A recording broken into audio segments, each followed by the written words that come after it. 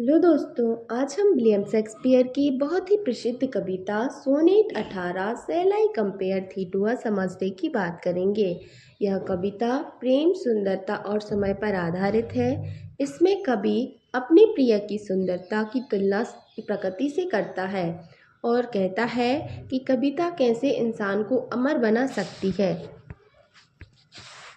कविता की शुरुआत में कवि सवाल करता है, क्या मैं तुम्हारी तुलना एक गर्मी के दिन से करूं?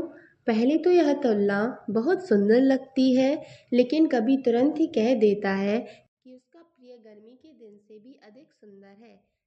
यह दिखाना चाहता है कि प्रकृति की सुंदरता स्थायी नहीं होती, लेकिन सच्चा प्रेम और सुंदरता समय से परे हो सकती है। कभी गर्मी के दिन की कुछ कमियां बताता है। कभी तेज हवाएं चलती हैं जो फूलों को गिरा देती हैं। कभी सूरज बहुत ज़्यादा तपने लगता है। कभी गर्मी बहुत जल्दी खत्म हो जाती है, जिस कारण से हमें कभी कभी गर्मी के दिन भी अच्छे नहीं लगते हैं।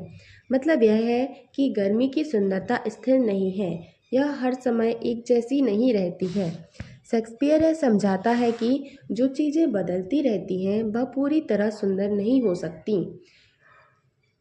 इसके विपरीत कभी अपने प्रिय के बारे में कहता है, उसकी सुंदरता कभी कम नहीं होगी, उम्र बढ़ने से वह फीका नहीं पड़ेगा, मृत्यु भी उसकी सुंदरता को खत्म नहीं कर सकती।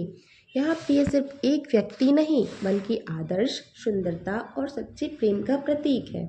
कभी मानता है कि सच्ची सुंदरता बाहरी नहीं होती, यह आत्मा और भावनाओं में होती है। कहता है, जब लोग यह कविता पढ़ेंगे तब तक मेरे प्रिय की सुंदरता जीवित रहेगी। यहाँ कवि कहता है कि कविता समय को हरा सकती है, इंसान मर सकता है, लेकिन शब्द, कला और साहित्य उसे अमर बना सकते हैं।